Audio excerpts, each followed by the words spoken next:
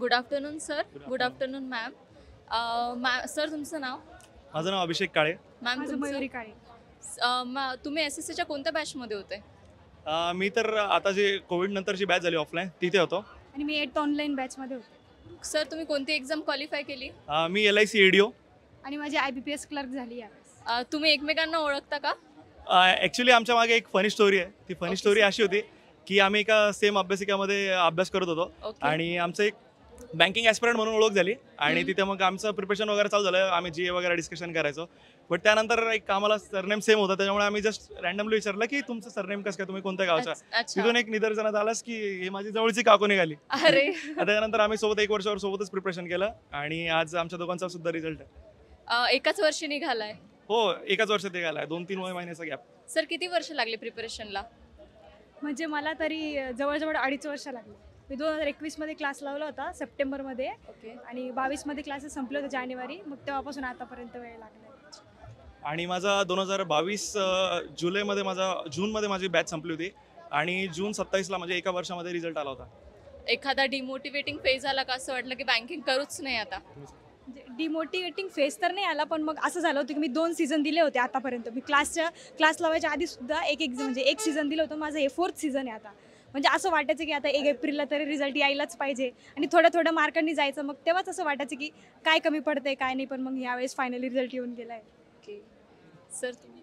आमचं तर कसं व्हायचं की आमचा पहिले रिझल्ट नाही आला ना, जर एक रिझल्ट गेला ते आमचे फार रिझल्ट नाही असे 1-2 मार्काने गेले, 0.25 0.50, तर आम्ही एकमेकांना कधी पण बॅक करायचो की काकू एवढेच तू कर आता चांगला, तुझं काहीतरी तिचं इंग्लिश खूप छान होतं आणि माझं रिझनिंग म्हणजे असं वाटत नाही पण होतं.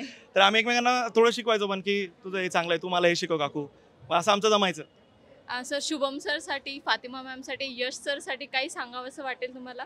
म्हणजे क्लासबद्दल बोलायचं सांगितलं तर शुभम सर अकॅडमी सर्वात बेस्ट आहे. आणि तिघंजणं म्हणजे टीचरपेक्षा ते असे फ्रेंड बनून सगळ्या मुलांसोबत राहतात, सगळ्यांना सांगतात. एकदा जरी शुभम सरांना तर एकदा जरी कॉल केला, एक छोटासा मिस कॉल जरी दिला तरी सर दुसऱ्या तिसऱ्या दिवशी का होईना परत कॉल करता, सर्व डाऊट सॉल्व्ह करता. त्याच्यामुळे तिघंजण एकदम बेस्ट आहे. क्लास जर लावला आपण तर दुसरं करायची काहीच गरज नाही, दुसरं एक्स्ट्रा करायची काहीच गरज नाही. तेवढं जरी केलं तरी खूप सफिशियंट आहे.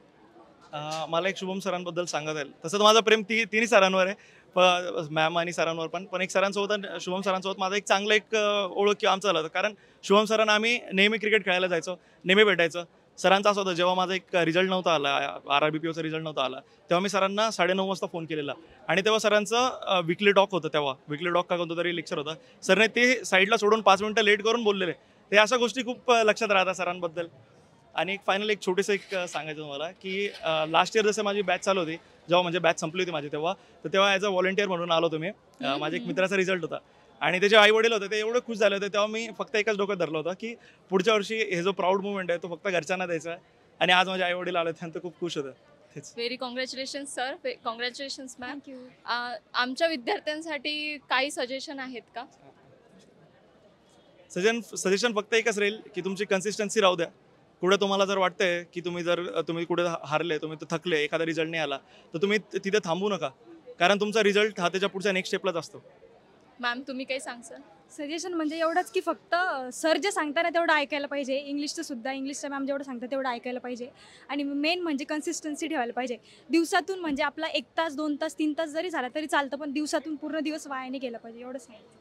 Thank you sir. Thank you thank you ma'am. So much.